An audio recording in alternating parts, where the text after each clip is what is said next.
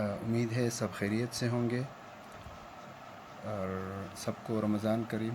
अल्लाह से दुआ है कि अल्लाह ताला आप सबको, हम सबको इस बबरकत महीने में ज़्यादा से ज़्यादा नेक अमाल की तौफ़ीक अता फ़रमाए। आमीन सुम्मा आमीन। अच्छा, तो हेल्थ असेसमेंट की बात करते हैं तो यूनिट नंबर 6 हमने यूनिट नंबर 5 ख़त्म किया था और यूनिट नंबर 6 हमने स्टार्ट किया था। यूनिट नंबर 6 में हमने कहा था कि दो वो है इसके पार्ट्स हैं। एक में उसकी assessment of peripheral vascular system था और दूसरे में असेसमेंट ऑफ मस्कुलोस्केलेटल सिस्टम था। तो चूँकि पेरिफेरल वैस्कुलर सिस्टम जो है वो कार्डियोवैस्कुलर सिस्टम से रिलेटेड है, तो हमने कहा था उसको यूनिट नंबर 8 में पढ़ेंगे। यहाँ सिर्फ मस्कुलोस्केलेटल सिस्टम हमने डिस्कस करना था। मस्कुलोस्केलेटल सिस्टम भी हमने स्टार्ट किया था और तकरीबन आधा हम कर चुके थे। सब्जेक्टिव डेटा तक हम कवर कर चुके थे, लेकिन यहाँ पे आज थोड़ा सा उसको फास्ट रिवीजन आप समझ लें, थोड़ा सा रिवाइज़ करते हैं उसको और उसके आगे फिर ऑब्जेक्टिव डेटा करेंगे इंशाल्लाह। एनाटॉमी अगर हम बात करें मस्कुलोस्केलेटल सिस्टम की, तो मस्कुलोस्केलेटल सिस्टम जो कंपोजिशन है उसकी, उसमें स्केलेटन है जिसमें कि बोन्स और जॉइंट्स आ जाते हैं आपके, फिर स्केलेटल मसल्स हैं, टेंडन्स हैं और लिगामेंट्स आ जाती हैं। अब बोन क्या चीज़ है? बोन एक स्पेशलाइज्ड कनेक्टिव टिश्यू है जिनमें के कोलेजन फाइबर्स होते हैं, कैल्शियम फास्फेट्स होते हैं और ये कोलेजन फाइबर्स और कैल्शियम फास्फेट आपके बोन को जो हार्ड स्ट्रक्चर है, फर्मनेस है, वो प्रोवाइड करते हैं। बोन्स में कंटिन्यूसली रिजॉर्प्शन होती है, रिफॉर्मेशन होती है और रिमॉडलिंग होती है और एक ह्यूमन बॉडी के अंदर तकरीबन नॉर्मली 206 बोन्स पाए जाते हैं।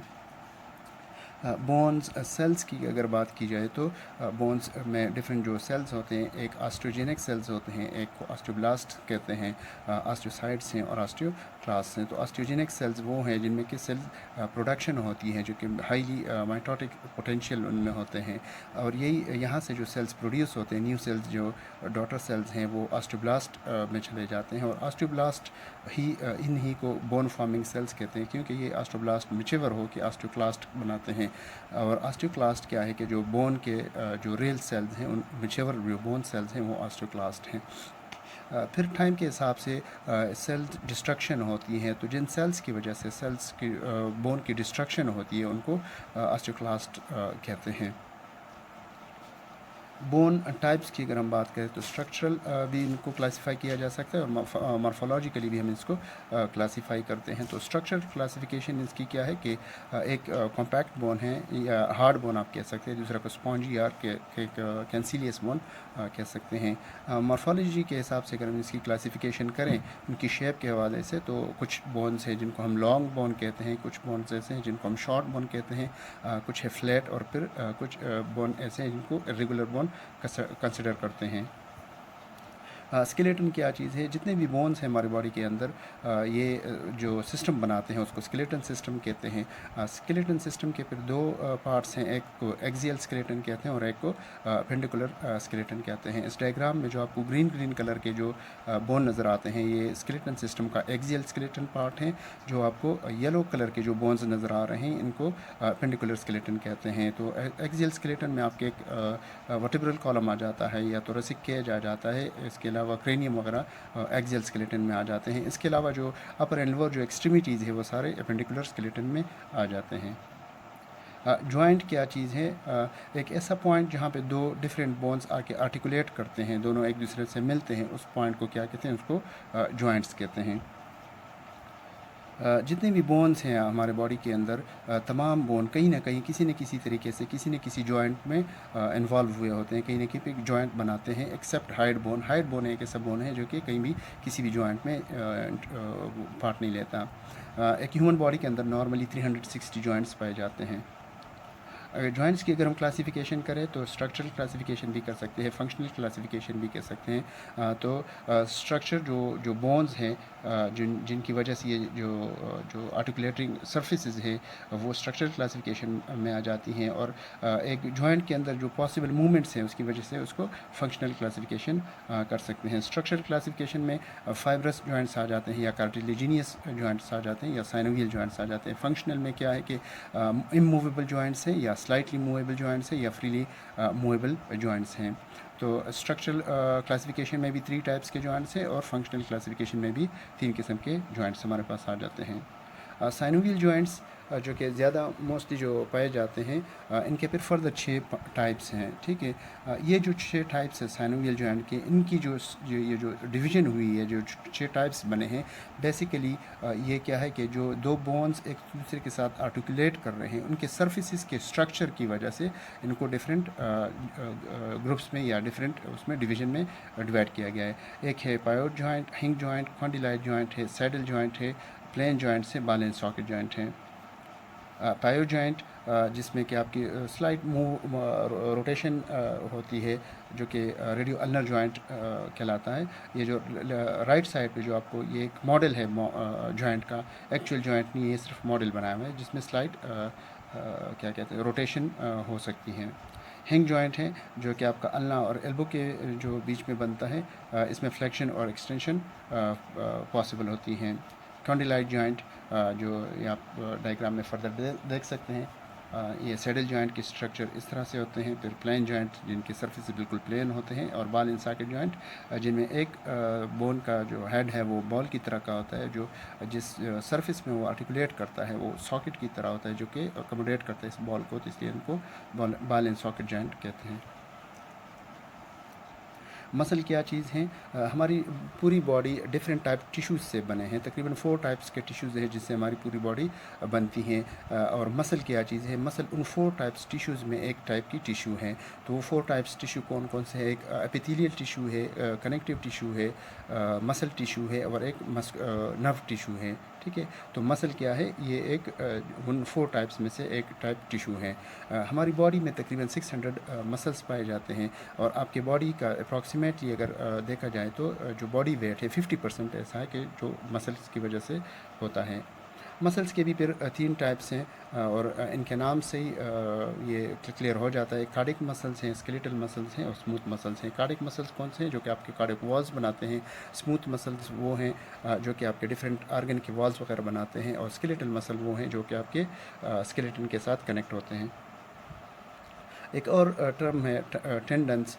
तो टेंडन्स क्या है? ये फाइब्रस कनेक्टिव टिश्यूज़ के बैंड्स हैं, बड़े मजबूत किस्म के बैंड्स होते हैं, जिनका मेन काम क्या होता है कि जो मसल्स हैं इनको बोन्स के साथ कनेक्ट करते हैं, ठीक है। ये चीज़ याद रखें कि टेंडन्स क्या करते हैं? जो कि मसल्स को बोन्स के साथ कनेक्शन में हेल्प करते हैं। बोन्स और मसल्स की जो कनेक्शन है वो टेंडन्स के थ्रू हुई होती है। लिगामेंट क्या चीज़ है? लिगामेंट भी टेंडन की तरह कनेक्टिव टिश्यू के हार्ड वो फ्लेक्सिबल बैंड्स होते हैं, लेकिन इनमें और टेंडन्स में क्या डिफरेंस है कि लिगामेंट क्या करते हैं कि जॉइंट के अंदर 2 डिफरेंट बोन्स को एक दूसरे के साथ कनेक्ट करते हैं, और टेंडन्स क्या करते हैं? मसल्स को बोन्स के साथ कनेक्ट करते हैं।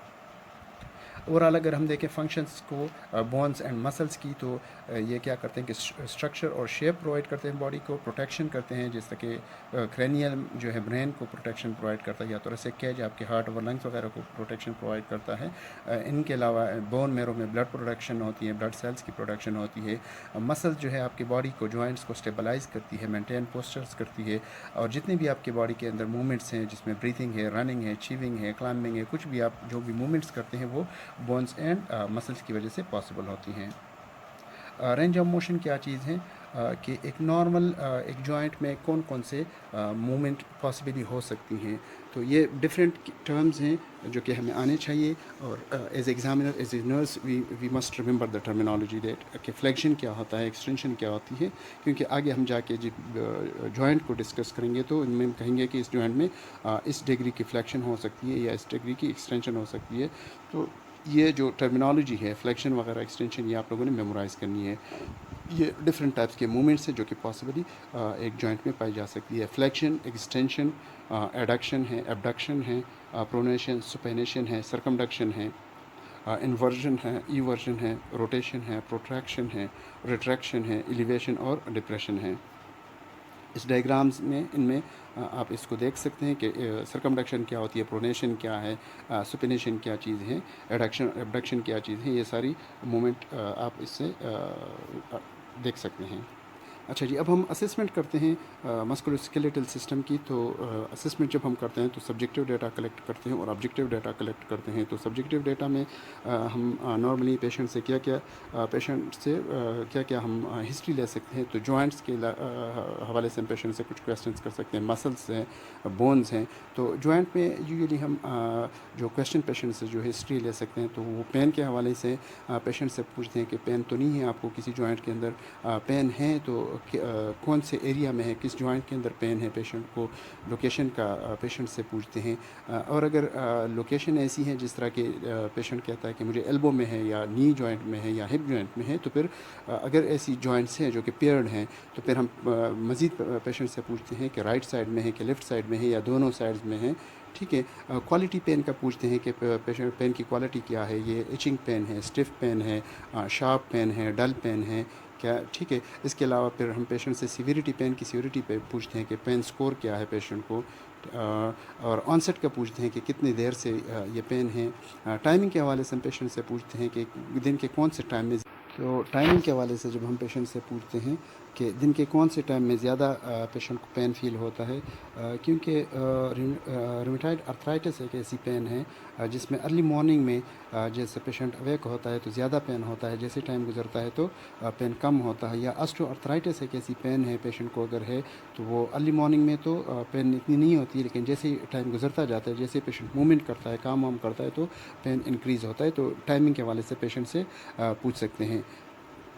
इसके अलावा एग्रीवेटेड फैक्टर्स वगैरह कोई है तो उसका पेशेंट से पूछते हैं कि मूवमेंट से या रेस्ट से पेन इंक्रीज़ होता है या कम होता है, पोजीशन चेंज करने से पेशेंट के पेन में कोई फ़र्क पड़ता है, या वेदर के हिसाब से पेशेंट को पेन में कोई चेंजेस आती है कि नहीं आती। अच्छा, फिर पेन के हवाले से मज़ीद अगर हम पेशेंट से पूछ सकते हैं कि ये पेन एसोसिएटेड फैक्टर्स में हम पूछ सकते हैं कि फ़ीवर वगैरह की तो नहीं है पेशेंट को, इससे पहले कोई सोर थ्रोट वगैरह तो पेशेंट को नहीं हुआ, या कोई ट्रॉमा तो नहीं हुआ, रिपीटेटिव कोई एक्टिविटी तो नहीं है पेशेंट की। यहाँ पे फ़ीवर, और अगर पेशेंट को कोई रिसेंट सोर थ्रोट हुआ है तो ये सोर थ्रोट भी अमूमन वायरल एक इन्फेक्शन है। उस वजह से अगर पेशेंट को कोई हिस्ट्री है कि कुछ दिनों पहले पेशेंट को सोर थ्रोट हुआ है और पेशेंट को साथ में फीवर भी है और ऑल ऑफ सडन पेशेंट को जॉइंट पेन स्टार्ट हुआ, तो ये एक इन्फ्लेमेशन भी हो सकती है जो कि वायरल इन्फेक्शन की वजह से हो सकती है। पेन के बाद हम स्टिफनेस के बारे में पूछते हैं पेशेंट से कि जॉइंट में स्टिफनेस तो नहीं है। तो रूमेटॉइड अर्थराइटिस में अर्ली मॉर्निंग में पेशेंट को जॉइंट्स के अंदर बहुत ज़्यादा स्टिफनेस फील होती है। तो अगर पेशेंट स्टिफनेस की कंप्लेन करता है तो ये एक आइडिया आपको मिल सकता है कि पेशेंट को पॉसिबली रूमेटॉइड अर्थराइटिस हो सकता है। हाँ, स्वेलिंग तो नहीं है कोई, हीट तो उसमें नहीं है, रेडनेस तो नहीं है जॉइंट्स के अंदर। ठीक है, ये सारी चीज़ें ऐसी हैं जो कि आपको एक्यूट इन्फ्लेमेशन या एक्यूट इन्फेक्शन की वो इंडिकेशन देती हैं। मसल्स की हम जब बात करें तो मसल में भी हम पेशेंट से पूछ सकते हैं कि मसल्स में कोई पेन या क्रैम्पिंग वगैरह तो नहीं है, अगर है तो कौन से एरिया में, लोकेशन का पूछते हैं कि किस एरिया में आपको पेन है। वीकनेस तो नहीं है कहीं पेशेंट को, अगर है तो किस एरिया में है, कौन से मसल में पेशेंट को वीकनेस है। मसल पेन के लिए जो टर्म यूज़ होता है उसको मलेजिया कहते हैं। जो एक्किंग जो है या क्रैम्पिंग वगैरह अगर पेशेंट फील करता है तो उसको मलेजिया कहते हैं। वीकनेस या तो पेशेंट को मस्कुलोस्केलेटल सिस्टम की कोई मसला है, या फिर पेशेंट को अगर न्यूरोलॉजिकल कंडीशन कोई है तो उसमें भी पेशेंट को मसल वीकनेस हो सकती है। बोन्स में भी हम पेन का पेशेंट से पूछते हैं कि पेशेंट को कोई पेन तो नहीं है, अगर है तो कौन से एरिया में है, और पेन की वजह से पेशेंट की मूवमेंट में कोई चेंजेस तो नहीं आई, पेशेंट की मूवमेंट में कोई लिमिटेशन तो नहीं आई, पेशेंट को कोई विजिबल कोई डिफॉर्मिटी तो नहीं है बोन के अंदर या किसी जॉइंट के अंदर। अगर कोई डिफॉर्मिटी है तो ये पेशेंट को कैसे, मतलब किसी ट्रॉमा की वजह से, इंजरी की वजह से हुआ, या कैसे पेशेंट को ये डिफॉर्मिटी कॉज हुई है। इसके अलावा ये जो डिफॉर्मिटी है पेशेंट को, इससे जो नॉर्मल रेंज ऑफ मोशन है उसमें पेशेंट को कोई इफ़ेक्ट तो नहीं है, कोई उसमें लिमिटेशन तो नहीं आती। ट्रॉमा और एक्सीडेंट वगैरह के भी हम पेशेंट से पूछ सकते हैं कि फ्रैक्चर वगैरह पेशेंट को कोई हिस्ट्री तो नहीं है, डिसलोकेशन है, स्प्रेन्स अगर कोई है तो उसके हवाले से पेशेंट से हिस्ट्री लेते हैं। फर्दर जाते हैं सब्जेक्टिव डेटा में, तो हम फंक्शनल असेसमेंट पेशेंट की करते हैं, जिसमें कि पेशेंट की जो डेली लाइफ है, एक्टिविटीज़ ऑफ डेली लिविंग्स जो है, उसमें पेशेंट को कोई मसला तो नहीं है जो कि जॉइंट या मसल्स या बोन्स की वजह से हुआ हो। जैसे कि पेशेंट बग़ैर किसी असिस्टेंस के, बग़ैर किसी हेल्प के बाथिंग ले सकता है, टॉयलेटिंग कर सकता है, ड्रेसिंग कर सकता है, या अपना खाना वाना खुद बना सकता है, खा सकता है। कम्युनिकेशन में उसको कोई मसला नहीं है, मोबिलिटी में इसको कोई मसला नहीं है, या अगर पेशेंट कोई मोबिलिटी एड्स वगैरह तो यूज़ नहीं कर रहा, ठीक है। फिर पेशेंट सेंटर्ड केयर में हम क्या करते हैं कि पेशेंट की जो ऑक्यूपेशन वगैरह है उसका हम पेशेंट से पूछते हैं कि कोई ऑक्यूपेशनल हज़ार्ड ऐसे तो नहीं है जो कि पेशेंट के जॉइंट्स के ऊपर, बोन्स के ऊपर या मसल्स के ऊपर इफ़ेक्ट करती हो। पेशेंट कोई हैवी लिफ्टिंग वगैरह का तो काम नहीं करता, जो उसके पेशेंट को जो वर्क नेचर है, जो जॉब नेचर है, वो ऐसा तो नहीं है कि उसमें वज़न, क्योंकि हैवी लिफ्टिंग ऐसी है जो कि आपके जॉइंट्स के ऊपर, मसल्स के ऊपर इफ़ेक्ट करती है। इसके बाद पेशेंट कोई रिपीटेटिव मोशंस तो कोई ऐसे नहीं है जो कि जॉइंट्स के ऊपर इफ़ेक्ट करते हो। जो पेशेंट का जो एक्सरसाइज प्रोग्राम है, अगर कोई एक्सरसाइज करता है तो उसका एक नेचर पूछते हैं, कोई एग्रेसिव प्रोग्राम तो नहीं है, कोई एग्रेसिव एक्सरसाइज तो नहीं करता। पेशेंट क्योंकि वेट गेन की वजह से भी पेशेंट की जॉइंट्स के ऊपर इफ़ेक्ट होती है, तो रिसेंट अगर कोई वेट गेन है तो उसका भी पेशेंट से हम हिस्ट्री लेते हैं। असेसमेंट यहाँ तक हमने कर लिया था। अब ऑब्जेक्टिव डेटा की तरफ जाते हैं। तो ऑब्जेक्टिव डेटा में हमें क्या है कि जो इक्विपमेंट्स हमें चाहिए, ठीक है, तो मेजरिंग टेप चाहिए होता है, हमें स्किन मार्कर चाहिए होता है, जीनियोमीटर हमें चाहिए होता है।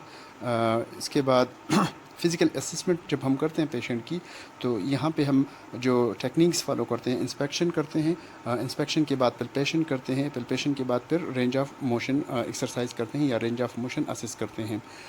यहाँ हम ओवरऑल इंस्पेक्शन और पल्पेशन करेंगे, फिर रेंज ऑफ मोशन को थोड़ा सा डिस्कस करेंगे। इसके बाद फिर हम हर एक जॉइंट को इंडिविजुअली उसके जो नॉर्मल रेंज ऑफ मोशन है उसको देखेंगे। लेकिन जब भी हम असेसमेंट करेंगे, जो ये इंस्पेक्शन और पल्पेशन यहाँ पे हम ओवरऑल देखते हैं, तो इन सारी चीज़ों को हम हर एक जॉइंट के ऊपर सेपरेटली या इंडिविजुअली अप्लाई करेंगे। जब भी जिस भी जॉइंट की हम रेंज ऑफ मोशन चेक करते हैं, उससे पहले हम हर एक जॉइंट की पल्पेशन भी करेंगे, इंस्पेक्शन भी करेंगे, और उसमें अगर कोई एबनॉर्मल फाइंडिंग्स है तो उसको डॉक्यूमेंट करेंगे। उसके बाद रेंज ऑफ मोशन चेक करेंगे, क्योंकि इंस्पेक्शन और इसमें पल्पेशन में हमें नॉर्मल जो है पेशेंट की वो असेसमेंट हम करते हैं, क्योंकि अगर हमें नॉर्मल का नहीं पता तो एबनॉर्मल फाइंडिंग्स हम नहीं ले सकते हैं। तो इंस्पेक्शन में हम क्या करते हैं कि जो नॉर्मली हम इंस्पेक्ट करते हैं कि जॉइंट के साइज़ को देखते हैं, कंटूर को देखते हैं, उसके स्किन को देखते हैं, टिश्यू को देखते हैं, कलर को देखते हैं, कोई कलर चेंजेस तो नहीं है, रेडनेस तो नहीं है, कोई स्वेलिंग वगैरह तो नहीं है, कोई मासेस वगैरह तो नहीं बने हुए, कोई डिफॉर्मिटी तो नहीं है, ठीक है। ये सारी चीज़ें हम इंस्पेक्शन में इंस्पेक्ट करते हैं। फिर हम पल्पेट करते हैं। पल्पेशन में हम क्या देखते हैं कि कोई हीट तो नहीं हो रही है किसी जॉइंट के अंदर, कोई टेंडरनेस तो नहीं है, स्वेलिंग तो नहीं है। जॉइंट्स नॉर्मली जो है ना वो टेंडर नहीं होते पल्पेशन में, ठीक है। तो ये सारी चीज़ें हम पल्पेट भी करते हैं और इंस्पेक्ट भी करते हैं।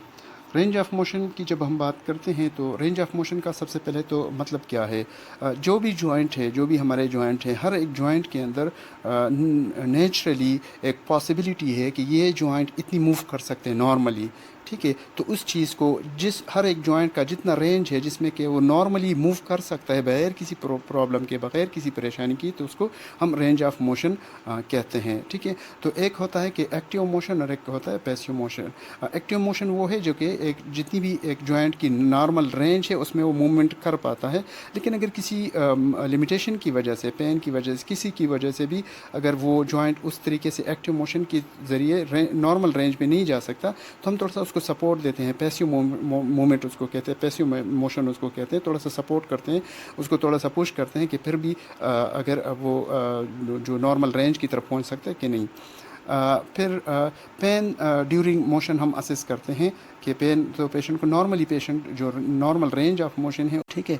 तो जब हम पेन असेस करते हैं तो नॉर्मली पेशेंट को जो मूवमेंट है, रेंज ऑफ मोशन है, उसमें पेशेंट को नॉर्मली कोई पेन नहीं होना चाहिए।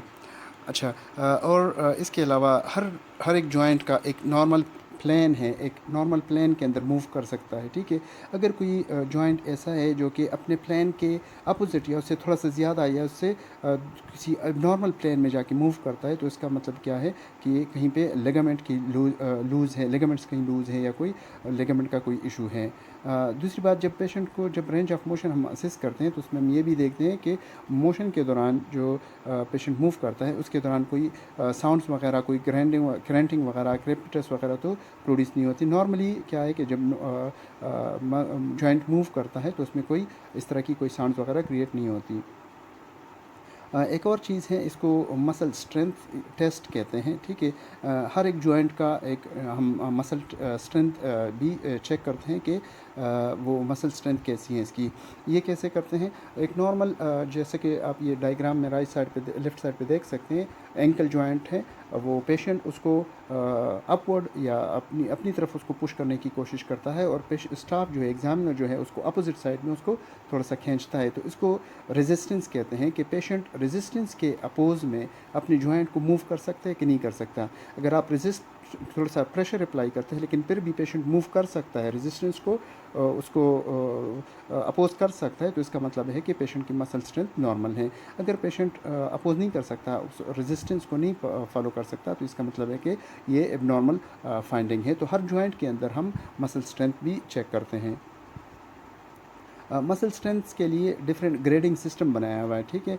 तो ग्रेड 5 में हम कौन से मसल्स को स्ट्रेंथ को हम कंसिडर करते हैं कि फुल वो रेंज ऑफ मोशन में एक जॉइंट मूव कर सकता है ग्रेविटी में, अगेंस्ट ग्रेविटी, और उसके अलावा वो रेजिस्टेंस भी फुली प्रोवाइड कर रहा है। अगर आप वो जॉइंट रेजिस्ट कर रहा है तो इसका मतलब है कि ये 100% है, नॉर्मल असेसमेंट है।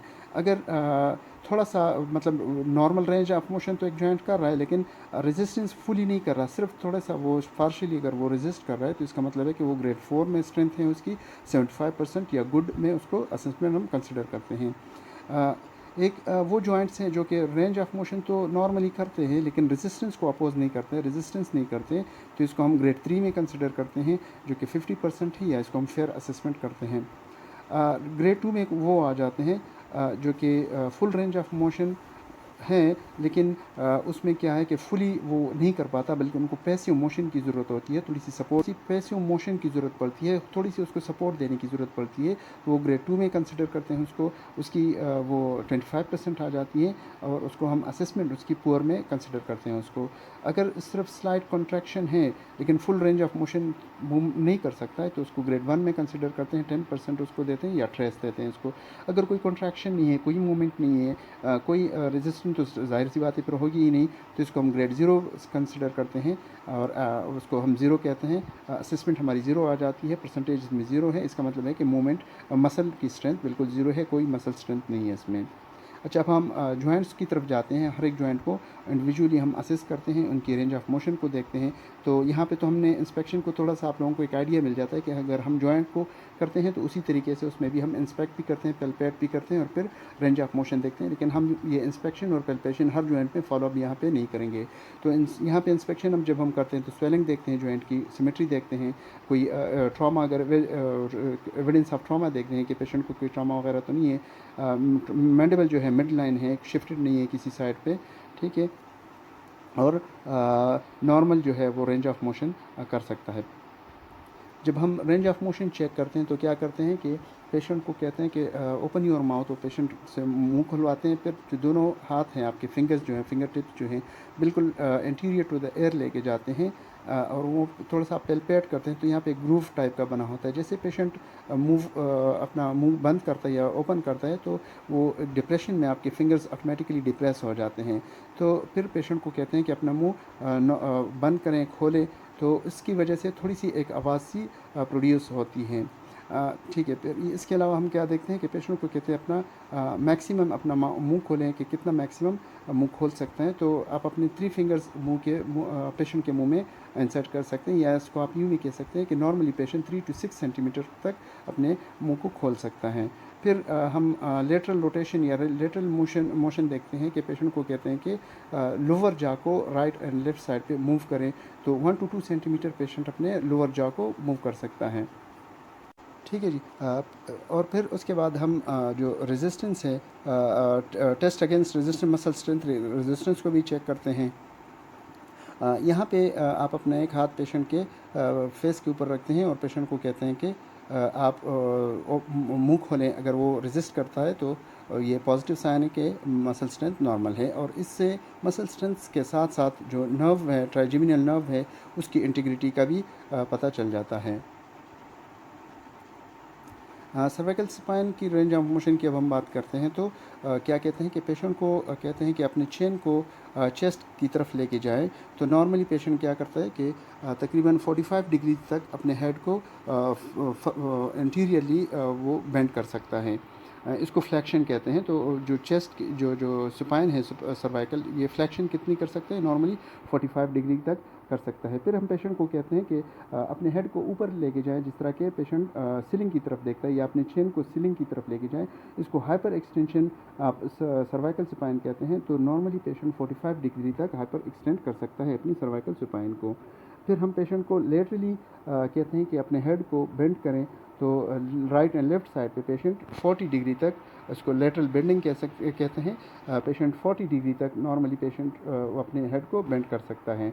रोटेशन का पेशेंट को कहते हैं कि अपने चेन को राइट एंड लेफ्ट शोल्डर की तरफ लेके जाए। तो 70 डिग्री तक पेशेंट नॉर्मली अपने चेन को मूव कर सकते हैं या हेड को मूव कर सकते हैं। तो जो नॉर्मल रेंज ऑफ मोशन है सर्वाइकल सुपाइन में, फ्लेक्शन नॉर्मली 45 डिग्री तक कर सकता है, हाइपर एक्सटेंशन 55 डिग्री तक कर सकता है, लेटरल बेंडिंग तकरीबन 40 डिग्री तक कर सकता है, और रोटेशन पेशेंट 70 डिग्री तक कर सकता है। अच्छा, तो अपर एक्सट्रीमिटी में शोल्डर जॉइंट की अगर हम मूवमेंट देखते हैं तो जो पॉसिबल मूवमेंट्स हैं डिफरेंट, उसमें एक है फॉरवर्ड फ्लेक्शन है। तो फॉरवर्ड फ्लेक्शन में हम क्या कहते हैं कि पेशेंट को स्टैंडिंग पोजीशन में लेके आते हैं और उसके एल्बोज़ को स्ट्रेट करते हैं, और पेशेंट को कहते हैं कि अपने हाथों को जो शोल्डर जॉइंट्स हैं उनको मूव करें फॉरवर्ड। तो नॉर्मली तकरीबन पेशेंट जो है ना वो 180 डिग्री तक अपने शोल्डर जॉइंट्स को मूव कर सकता है। इसको फॉरवर्ड फ्लेक्शन कहते हैं। फिर उसी के अपोजिट में पेशेंट को उसके जो एल्बो जॉइंट को स्ट्रेट रखते हुए शोल्डर जॉइंट को मूवमेंट देते हैं। तो बैक साइड पर उसके हाथ लेके जाते हैं। इसको हाइपर एक्सटेंशन कहते हैं, जो कि तकरीबन नॉर्मली पेशेंट 50 डिग्री तक हाइपर एक्सटेंड कर सकता है। फॉरवर्ड फ्लेक्शन और हाइपर एक्सटेंशन के अलावा जो शोल्डर जॉइंट में पॉसिबल मूवमेंट्स है, एक इंटरनल रोटेशन है और एक एक्सटर्नल रोटेशन है।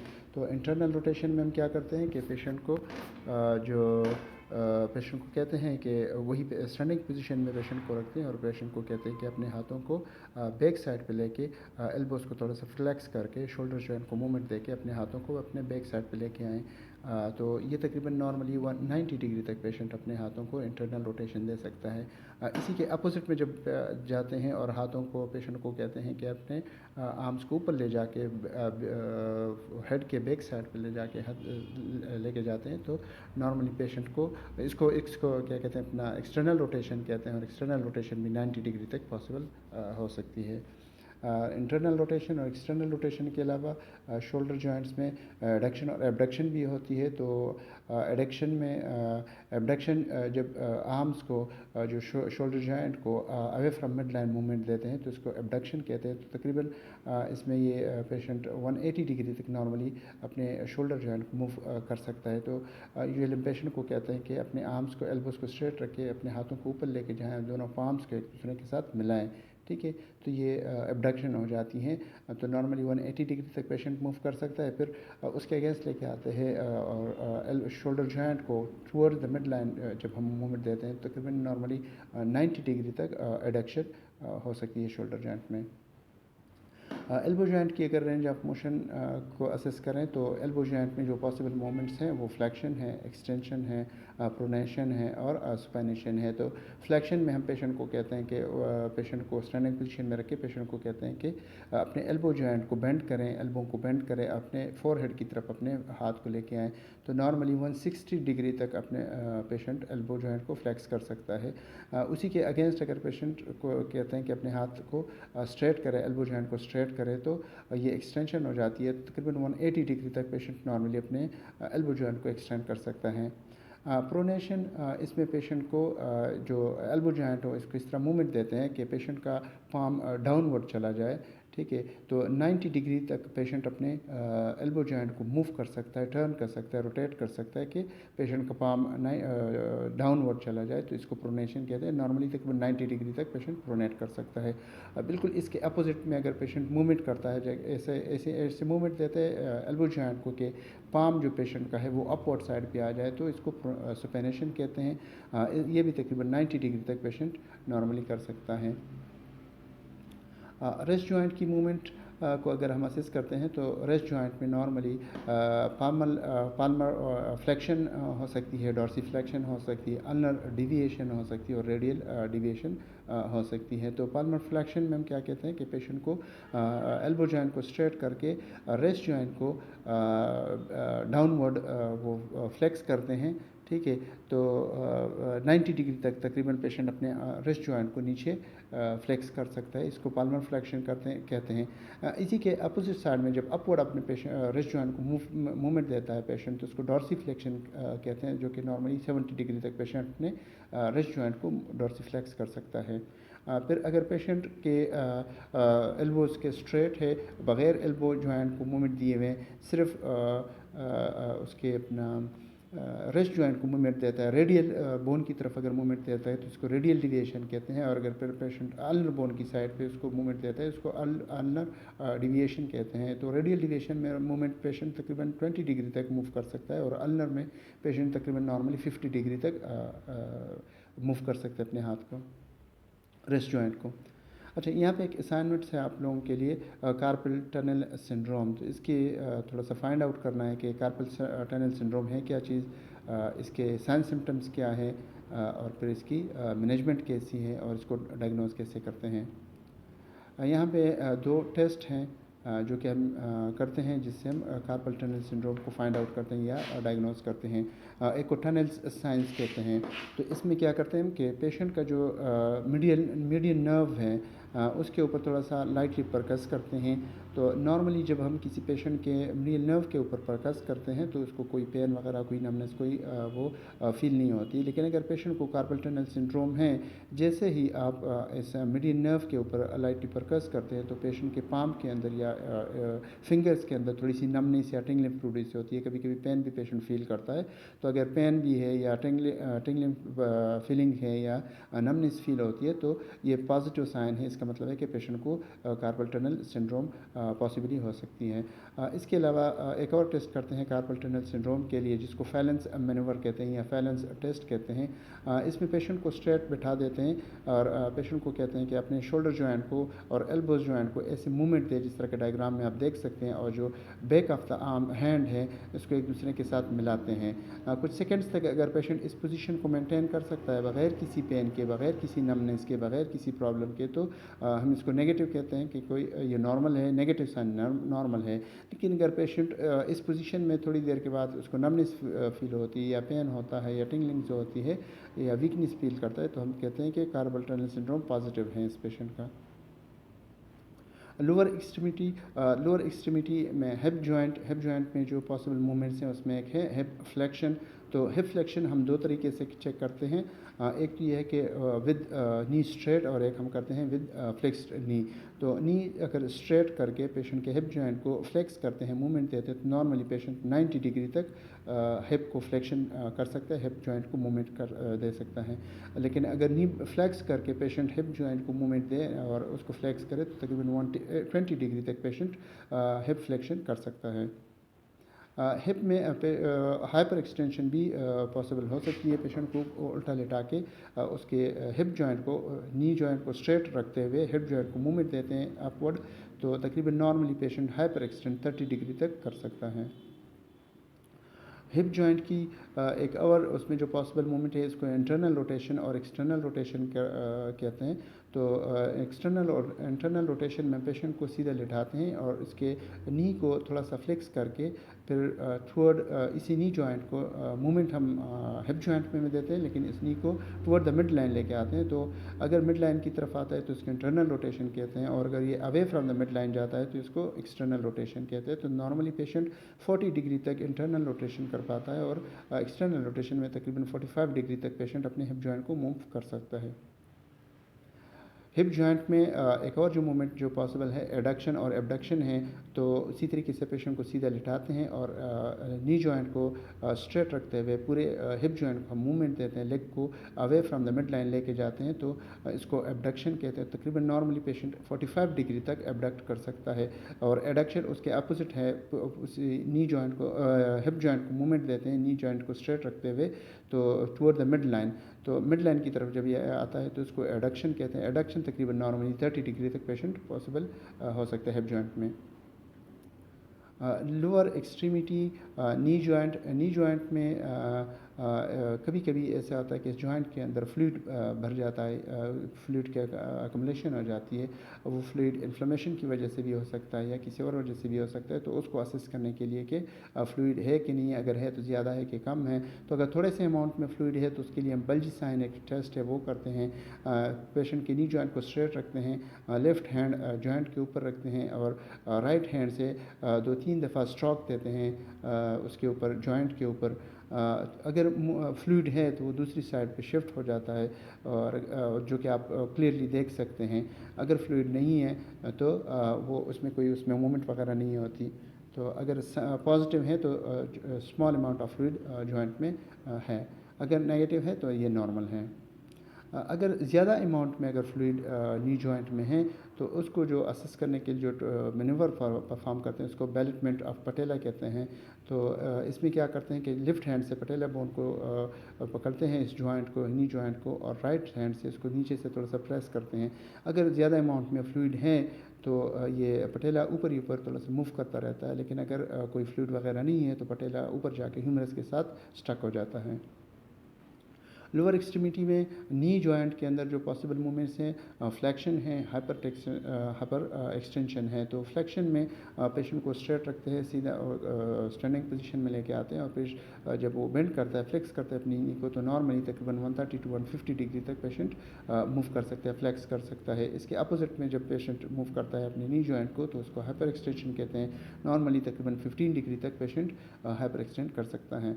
फिर पेशेंट से डक वॉक करवाते हैं। तो उसमें क्या है कि अगर पेशेंट डक वॉक नॉर्मली करता है बगैर किसी पेन प्रोड्यूशन के, बगैर किसी नमनेस के, बगैर किसी इशू के, तो इसका मतलब है कि उसके लिगामेंट्स इंटैक्ट है, कोई फ्यूजन जॉइंट्स की या आर्थराइटिस वगैरह नहीं है पेशेंट को।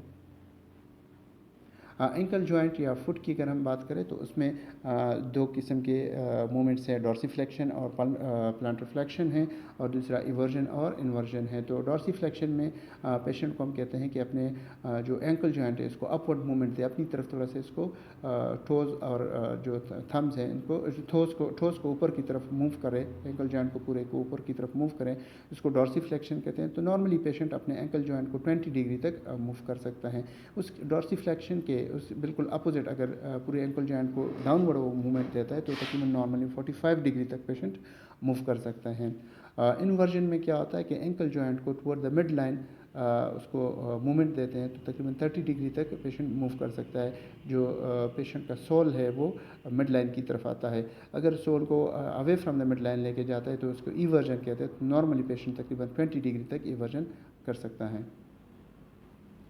स्पाइन की जब हम असेसमेंट करते हैं तो पहले पेशेंट को एक्सपोज करके इस तरह स्टैंडिंग पोजीशन में लेके आते हैं और ऑब्जर्व करते हैं, इंस्पेक्ट करते हैं कि नॉर्मली जो स्पाइन है, जो वर्टिब्रल कॉलम है, ये मिड लाइन होना चाहिए, कोई इसमें डिविएशन वगैरह नहीं होनी चाहिए। फिर इसके जो डिफरेंट कर्वेचर्स है उसको असेस करते हैं। तो जो सर्वाइकल एरिया है उसमें जो कर्वेचर है वो उसमें कनकेविटी होती है। जो थोरेसिक एरिया में है तो वहाँ पे कन्वेक्सिटी नॉर्मली होती है, और जो लंबर एरिया है वहाँ पर भी कनकेविटी होती है। ये एक नॉर्मल फिनोमेना है लंबर का। कहते हैं कि जब नॉर्मली आप उसको असेस करते हैं तो लंबर जो है आपका जो स्पाइन है वो एस शेप बनाता है, अपोजिट एस शेप बनाता है। ये कुछ डिफरेंट एबनॉर्मल कंडीशंस हैं जो कि स्पाइन में हो सकती हैं। काइफलोसिस है जिसमें कि जो थोरेसिक कर्वेचर है वो थोड़ा सा इंक्रीज़ हुआ होता है। लोडोसिस एक दूसरी एबनॉर्मल कंडीशन है जिसमें कि लंबर रीजन की जो कर्वेचर है वो ज़्यादा इंक्रीज, ज़्यादा डिप्रेसिव होती है। और स्कोलियोसिस है एक तीसरी कंडीशन है, जिसमें कि जो थोरेसिक एरिया में जो कन्वेक्सिटी है वो थोड़ी सी इंक्रीज भी होती है। ठीक है, तो ये तीनों एबनॉर्मल कंडीशंस है, इसको असेस करते हैं, जो कि पेशेंट के मूवमेंट के ऊपर बहुत इफ़ेक्ट करती हैं। स्पाइन में जब हम नॉर्मल रेंज ऑफ मोशन को देखते हैं तो उसमें लेटरल या बेंडिंग है, और इसके अलावा रोटेशन है, और फ्लेक्शन और एक्सटेंशन पॉसिबल ही है।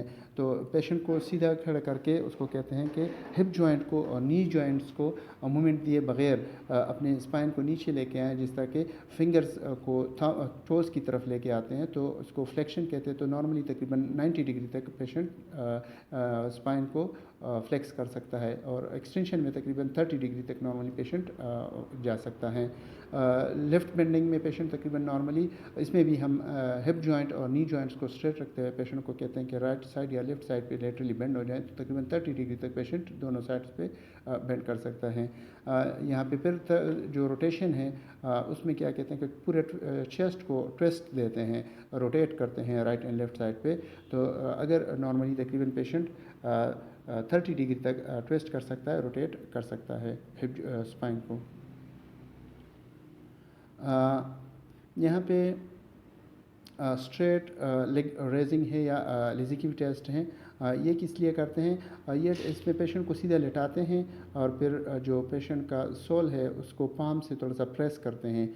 तो अगर पेशेंट को पेन प्रेस करने से, थोड़ा सा दबाने से लंबर एरिया में कोई पेन वगैरह नहीं है, कोई नमनेस वगैरह फील नहीं होती, तो ये एक अच्छी चीज़ है, मतलब नेगेटिव साइन है उसकी शाटिका के लिए, कि पेशेंट की शाटिका नहीं है, कोई हर्निएटेड डिस्क वगैरह नहीं है। अगर पेशेंट को जैसे आप प्रेस करते हैं पेशेंट को नमनेस फील होती है या पेन फील होता है, तो इसका मतलब है कि पेशेंट को शाटिका है या हर्निएटेड डिस्क वगैरह का इशू है। तो फर्दर आप एमआरआई वगैरह करके पेशेंट को डायग्नोस कर सकते हैं। अच्छा जी, अब इसकी समरी करते हैं पूरे सिस्टम की।